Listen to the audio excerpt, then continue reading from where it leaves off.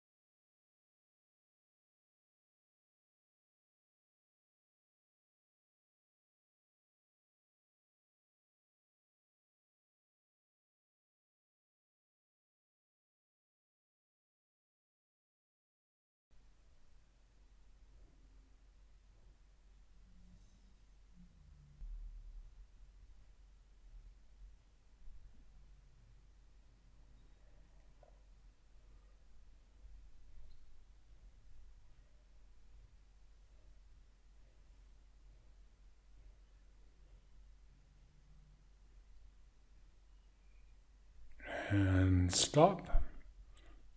Okay, pause for a moment and just reflect. What did you notice? Make some notes for yourself before you go on to the results.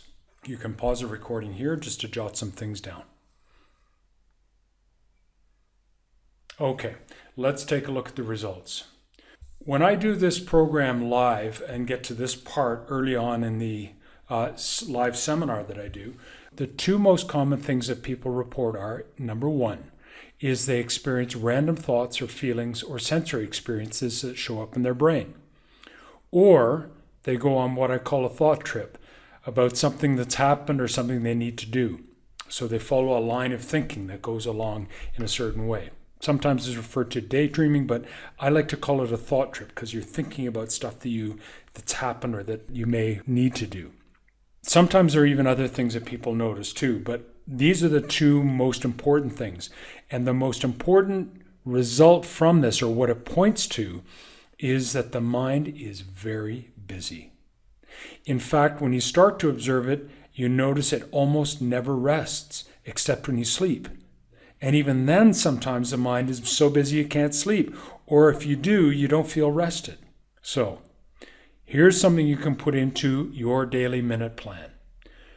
Do this exercise, which is similar to noticing. Noticing, remember, is noticing on what's going on the outside. This exercise, observing your brain, is noticing what's going on the inside of your brain. And similar to noticing, it's something that you can do anywhere and anytime. Do it for a minute, time it, or even for a few moments, and you haven't got time to sit down and time it, which is interesting when you start to think about it, that we don't have time to put a minute aside for ourselves. So we can actually stop to think about that one too. All right, let's talk about the benefits. The benefits of this particular exercise is that you're becoming aware of your brain activity, and it's the first step in taking control of your random mental processes. If you don't know that you've got this randomness that's happening, then it's going to run you. It's going to be running you at a subconscious level. As you observe this phenomenon with regularity, you become increasingly aware of how this randomness is completely inefficient. Random mental activity is a time thief, leading you down paths of thinking that are not focused and often lead to states of stress. I'm going to introduce you to a practice to reduce stress levels and another to generate focus in MinutePlan 3 and MinutePlan 4. But I want to say one more thing about these first two observation/thought exercises. These can be the springboard into the new levels of success I've been talking about. So I'll see you in the next video.